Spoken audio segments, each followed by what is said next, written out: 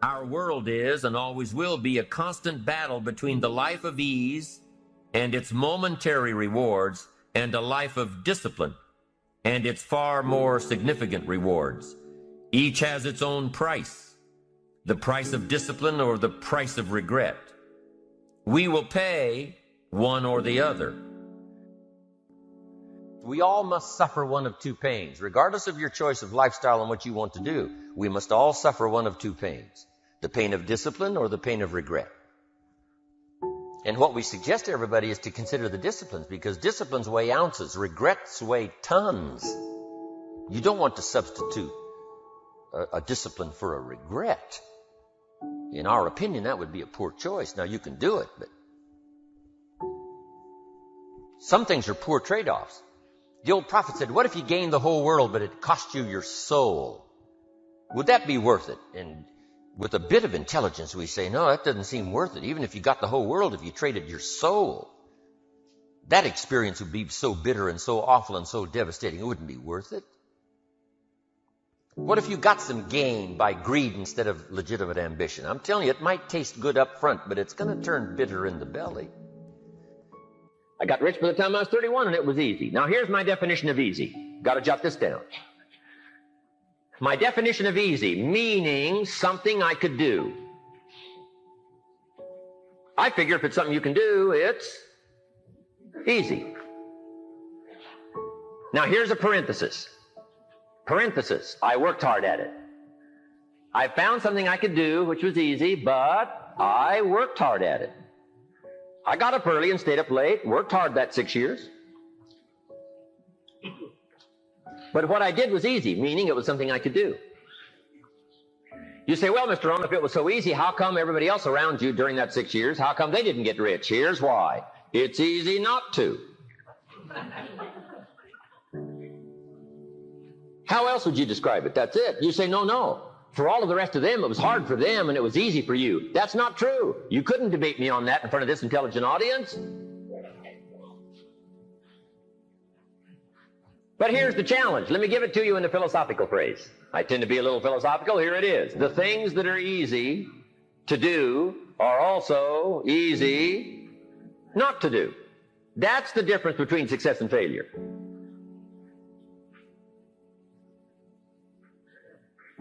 So you've got the choice here today of one of two easies. Easy to or what?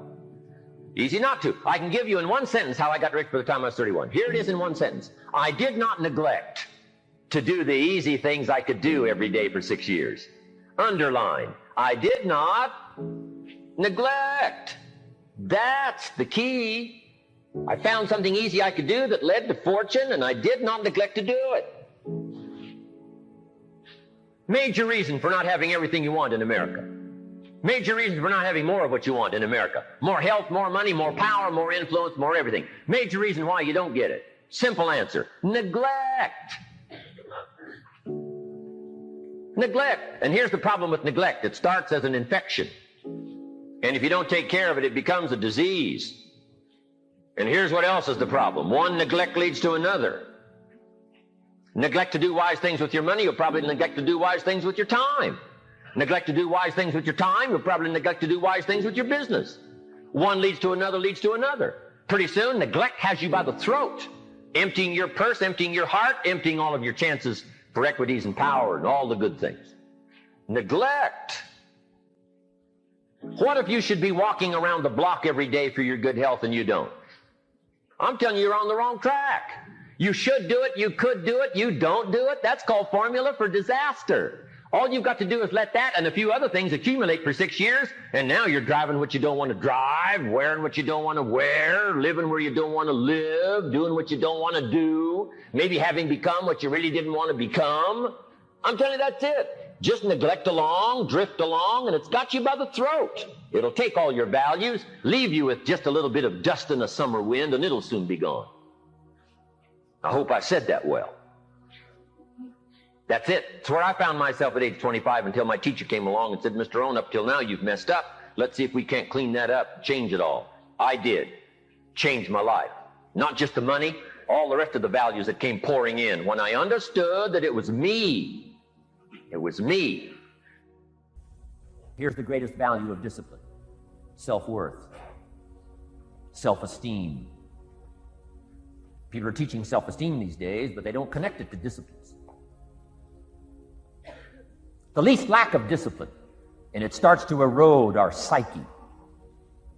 One of the greatest temptations is to just ease up a little bit, right? The slightest lack of doing your best starts to erode the psyche. Instead of doing your best, doing just a little less than your best. Sure enough, you say, well, it's just going to affect my sales. No, it's going to affect your consciousness. It's going to affect your philosophy. Now you've begun in the slightest way to affect your own philosophy. Here's the problem with the least neglect. Neglect starts as an infection. And if you don't take care of it, it becomes a disease. And one neglect leads to another. And the worst of all, when neglect starts, it diminishes our self-worth, our self-confidence, our self-value. You say, well, how can I get back my self-respect? I'm telling you, you don't have to go to 29 classes. All you have to do is start the smallest discipline that now corresponds to your own philosophy, like I should, and I could, and I will. No longer will I let neglect stack up on me so that I will have the sorry scenario 6 years from now, giving some excuse instead of celebrating my progress. That's the key to discipline. I recommended the last time I was here the little book, Richest Man in Babylon, and I said I've lectured now to over 3 million people in the last 33 years, and I've recommended this little book to almost all of them, I think. Guess how many have actually gone and got this little book? Answer, very few. My best guess is 10%. Such an easy thing to do. In that last seminar, right, I suggested this little book, number one, is easy to find. Number two, it's easy to buy. The most you can pay for it, $6, $7, $8. You can borrow that from your kids. And number three, it's easy to read. It's in story form. That's why I use it for teenagers, teaching them how to be rich by 40, 35 if you're extra bright, much sooner if you find a unique opportunity. But if it's easy to find and easy to buy, and if it's easy to read, why wouldn't everybody go get it? We don't know. What do you know? You don't know. I don't know. Nobody knows. Here's how profound it is. Some do and some don't. Now here's the numbers. About 10% do. 90% don't or won't. And we don't know the mystery of that. And I'm telling you, 10 years from now, those numbers will still be the same. 10% will, 90% won't.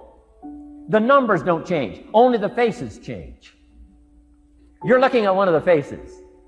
I used to belong to the 90% who couldn't be bothered even if it was easy. Guess how many people have a library card? Wisdom of the world available. Transform your life in any value amount you want. By the way, how much is a library card in Texas? Free. Here's what free is. Easy. I mean, it can't be any easier than free. Somebody says, well, would you bring it by? Well, no. At least you got to go get it. No. Wisdom of the world available. Transform your life spiritually, socially, personally, economically, and every other way. Teach you how to be rich and powerful and sophisticated and healthy, influential. How many people have a library card? Answer, 3%. 95, 97% couldn't be bothered. Guy specializes in happy hour, but he doesn't have a card. And now readily and quickly blames the government and blames his company and blames policy and blames the pay scale. When if he only knew, if he joined the 3%, here's my advice to you today. Walk away from the 97%. Don't talk like they talk. Don't act like they act. Don't go where they go. Don't specialize in what they specialize in. Throw away the blame list they cling to. Start you a new life. You say, well, is it as simple as getting a library card and join the 3%? And the answer is, of course. Of course. That's how easy this stuff is. This is so easy. It's so simple. It's not complex. You don't need a 2,000-year-old guru. You don't need multi-track affirmations. I'm telling you, don't. Affirmation without discipline is the beginning of delusion. Key. Don't let somebody sweep you into some contrary way to nature itself says, unless you labor. The miracle of the seed and the soil and the seasons and God and all the other stuff that's available, sunshine and rain, that's not available to you by affirmation. It is only available to you by labor. So labor well. Okay. Learn well. Discipline yourself well. And you can have all the treasures you want. This stuff's easy and simple. Develop the ability to act. Take action. Not hasty if it isn't required, but don't lose much time. Here's the time to act. When the idea is hot and the emotion is strong. That's the time to act. You say, Mr. Rohn, I'd like to have a library like yours. See, if you feel strong about that, what you got to do is get the first book and then get the second book. Before the feeling passes and before the idea gets dim, action pronto, action immediate, action as soon as possible. Because if you don't, here's what happens. We call it the law of diminishing intent. We intend to when the idea strikes us. We intend to when the emotion is high. But now if you don't translate that into action fairly soon, now the intent starts to diminish. And a month from now, it's cold. A year from now, can't be found. So act. Set up a discipline when the emotions are high and the idea is strong and clear and powerful. That's the time to set up the discipline. Somebody talks about good health and you're stirred. Say, right, I need to get a book on nutrition. Get the book before the idea passes and before the emotion gets cold. Go for the book. Start the library. Start the process. Fall on the floor. Do some push-ups. Action. Got to take action. Otherwise, the wisdom is wasted. Otherwise, the emotion soon passes. Unless you put it into a disciplined activity. Capture it. Disciplines is called how to capture the emotion and how to capture the wisdom and translate it into equity. Disciplines. Now, here's what's important about disciplines. All disciplines affect each other. In fact, here's a good philosophical phrase. Everything affects everything else. Nothing stands alone. Don't be naive in saying, well, this doesn't matter. I'm telling you, everything matters. There are some things that matter more than others, but there isn't anything that doesn't matter. Okay. We all pity the man who says, well, this is the only place I let down. Not true. Key to take home. Every letdown affects the rest of your performance. Every letdown affects the rest. This is part of the educational process on personal development. If you don't take the walk around the block, you probably won't do the apple a day. If you don't do the apple a day, you probably won't start building your library. If you don't build your library, you probably won't keep a journal, and you won't take pictures, and you won't do this, you won't do wise things with your money, won't do wise things with your time, won't do wise things with your possibilities and relationships, and the first thing you know, 6 years of that accumulated, and we say you have messed up. So the whole key to reversing that process now is to start picking up these disciplines. Now here's the positive side. Every new discipline affects the rest of your disciplines. Every new one affects the rest. That's why action is so important. The least action, the smallest action. Take it. Because when you start accomplishing and the value starts to return from that one action, it'll inspire you to do the next one and the next one and the next one. You start walking around the block, it'll inspire you to get an apple. Get an apple, it'll inspire you to get a book. Get a book, it'll inspire you to get a journal. Get a journal, it'll inspire you to grow, develop some skills. All disciplines affect each other. Every lack affects the rest. Every new affects the rest. The key is to diminish the lack and set up the new. And you've started a whole new life process. Key. Let's teach our kids the simple ways to transform their health, number 1. Their economics, number 2. Their ability to communicate, number 3. Their life and treasure and lifestyle, number 4. Spirituality, number 5. And the list goes on and on. Let's not leave out any of the least of disciplines that encourage us to do the next one, to do the next one, to do the next one. First thing you know, this whole scenario for you is spinning up instead of out of control on the negative side. This is all you got to do. It's as simple as this. It's as simple as a start, committing yourself to life change, And once you start down this road, I promise you, you'll join the 10% and the 3%. Guess how many people can retire from the income of their own personal resources when it comes time to retire? Answer, 5%. In the most independent country in the world, 95% are dependent, 5% are independent.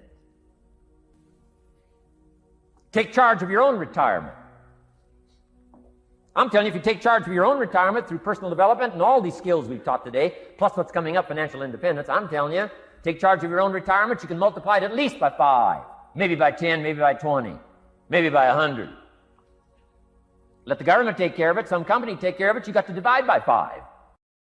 Take charge of your own life, take charge of your own day, take charge of your own conversation, take charge of your own family, take charge of your own possibilities. And learn these skills, develop this kind of strategy, and I'm telling you, life will open up for you. Join the 3%. Join the 10%.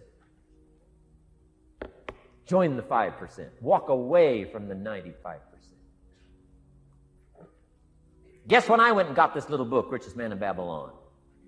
The same day I heard about it. I went and got it. Somebody says, well, Mr. Rohn, does that make you different than most other people? And the answer is yes.